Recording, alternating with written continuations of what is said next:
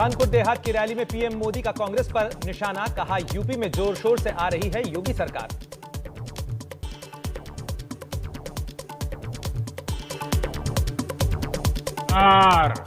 फिर से आ रही है, जोर शोर से आ रही है।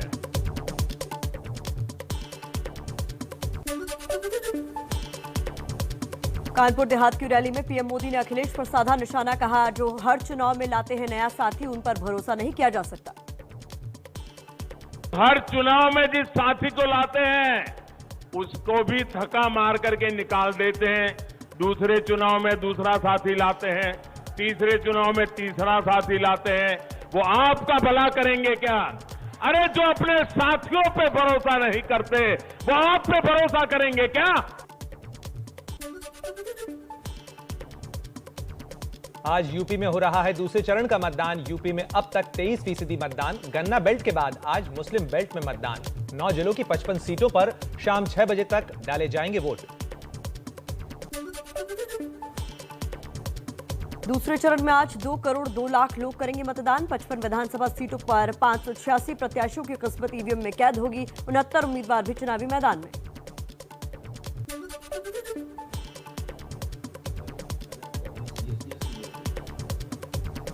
उत्तर प्रदेश में दूसरे चरण के मतदान के दौरान 23,404 पोलिंग बूथों पर हो रही है वोटिंग। 252 आदर्श पोलिंग स्टेशन और 127 महिला बूथ बनाए गए हैं। उत्तराखंड की सभी 70 सीटों पर वोटिंग जारी। अब तक 19% वोटरों ने किया मतदान। 82 लाख से ज्यादा वोटर्स 632 प्रत्याशियों की किस्मत का करेंगे फैसला।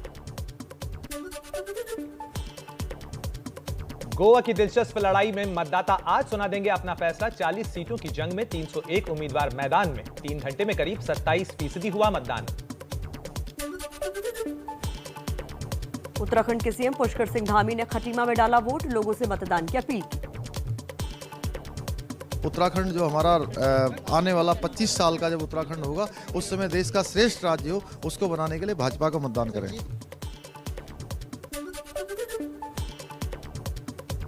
गोवा के सीएम प्रमोद सावंत ने किया मतदान। लोगों से वोट डालने की अपील की। बीजेपी ने किया जीत का दावा। सभी जगह पे कैंपेन कर पाए हैं। डेफिनेटली मुझे पूरा विश्वास है कि इस बार भारतीय जनता पार्टी 22 पार करेगी। कैबिनेट मंत्री जितिन प्रसाद ने कहा इस बार माहौल पिछले चुनाव से भी बेहतर। डबल इंजन की सरकार ने बेहतर काम किया। आज मैं पूरे विश्वास के साथ कह सकता हूं कि उत्तर प्रदेश में भारतीय जनता पार्टी की 300 पार करके पुनर्वापसी होने वाली है। प्रथम चरण के रुझान तो आए ही हैं, जहां एक तरफा मतदान भारतीय जनता पार्टी के पक्ष में हुआ है।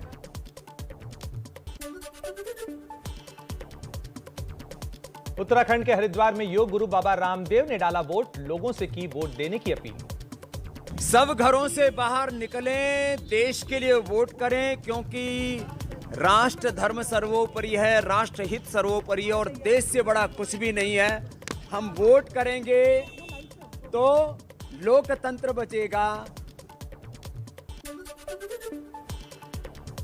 उत्तराखंड के पूर्व मुख्यमंत्री त्रिवेंद्र सिंह रावत ने देहरादून में मतदान किया।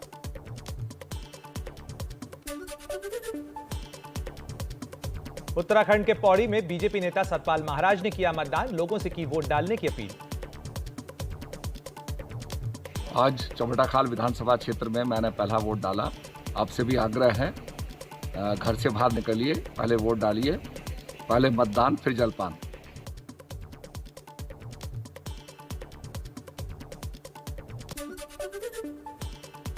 केंद्रीय मंत्री मुख्तार अब्बास नकवी ने यूपी के रामपुर में वोट डाला। ज्यादा से ज्यादा लोगों से मतदान करने की अपील की।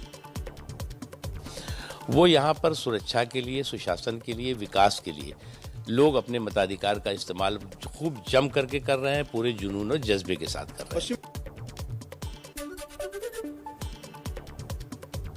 बिजनौर की सदर सीट पर एसपी-आरएलडी के प्रत्याशी नीरज चौधरी ने किया मतदान। किया जीत का भी दावा।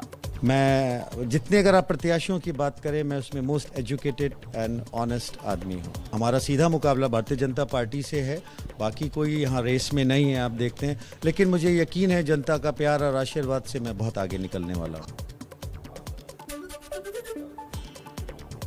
बदायूं के मौजूदा विधायक और मंत्री महेश चंद्र गुप्ता वोट देकर निकले। कहा, हमने जितना विकास किया है जनता उसी पर वोट करेगी। 1 से 15 बदायूं विधानसभा को मैंने मां मान लिया और मां की तरह सेवा की। मैं कथनी करनी में अंतर न करते हुए जब मैंने उस हिसाब से सेवा की, और फिर मेरा मंत्र है अच्छा सोचो अच्छा होगा, आज नहीं तो कल होगा।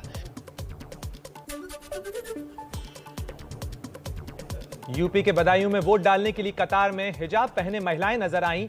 लगभग सभी महिलाओं ने बताया हिजाब को बड़ा मुद्दा।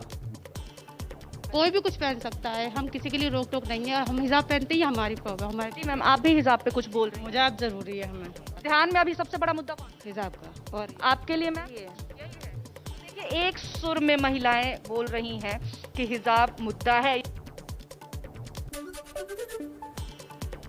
यूपी के अमरोहा में बड़ी संख्या में वोट देने पहुंची महिलाएं। नौकरी, शिक्षा और महंगाई के मुद्दों पर किया वोट। मेन चीज तो एजुकेशन है और हमारे क्षेत्र का विकास हो, और जितनी भी हमारी जो वुमेन्स पावर है, वुमेन्स जो हमारी सिक्योरिटी है, मेन चीज तो यही है। महंगाई के दौर में मतलब ये है कि कम हो जाए, महंगाई ज्यादा है।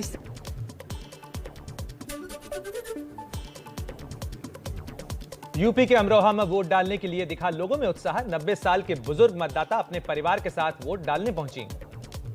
हमारे बच्चों को अच्छा रोजगार मिल जाए, जब तक हमारी जिंदगी, जो 2 रोटी के सुकून से खा ले। रोज का करना, रोज का खाना हमारे बच्चों का। यूपी के बरेली में फर्स्ट टाइम युवा वोटरों ने डाले वोट। शिक्षा, विकास और अपराध नियंत्रण के मुद्दे पर किया मतदान। डेवलपमेंट होनी चाहिए और इकोनॉमी बूस्ट होनी चाहिए। देयर आर मेनी क्राइटेरियाज, मतलब बहुत सारे क्राइटेरियाज है। Development, health, education and more importantly crime.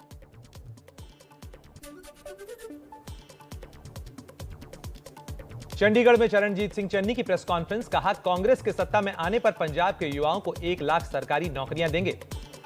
सब तो पहला जिहड़ा मैं सिग्नेचर करने चिट्ठी ते वो 1 लाख सरकारी नौकरियां दा होएगा। पहले साल असीं 1 लाख नौकरी सरकारी नौजवानों को देवांगे।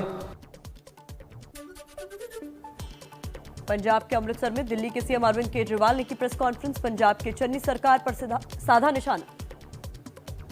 मेरी पंजाब के लोगों से अपील है कि इस बार सबने इकट्ठे होकर इन सारी पार्टियों को हराना है, पंजाब को बचाना है।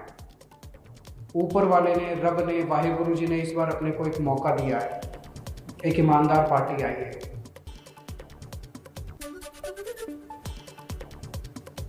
आजाद समाज पार्टी अध्यक्ष चंद्रशेखर ने योगी और अखिलेश पर साधा निशाना। कहा, हम बीजेपी को अपने दम पर हराएंगे। हमारा प्रयास था कि वोटों में, विपक्ष से वोटों में बिखराव ना हो। अंत प्रयास सफल नहीं हुआ। अब हम अपने दम पे लड़ रहे हैं। जिला पंचायत चुनाव भी हम अपने दम पे लड़े। लखीमपुर खीरी घटना के मुख्य आरोपी और केंद्रीय मंत्री अजय मिश्रा टेनी के बेटे आशीष मिश्रा की रिहाई के लिए नया ऑर्डर जारी करने का कोर्ट ने आदेश दिया। 2 दिनों में रिहा हो सकते हैं आशीष मिश्रा।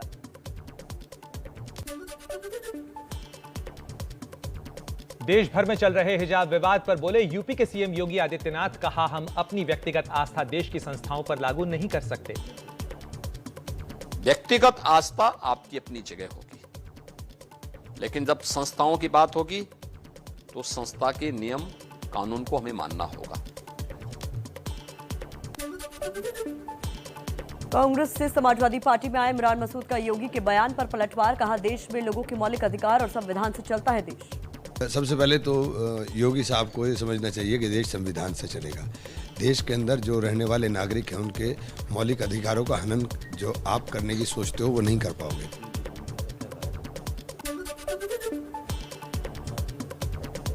यूपी के सीएम योगी आदित्यनाथ ने कहा, गजवाए हिंद का सपने देखने वालों का सपना कभी पूरा नहीं होगा। ये नया भारत संविधान के अनुरूप चलेगा, शरीयत के अनुरूप नहीं। और मैं इस बात को भी स्पष्टता के साथ कह सकता हूं, गजवाए हिंद का सपना कयामत के दिन तक भी साकार नहीं होगा।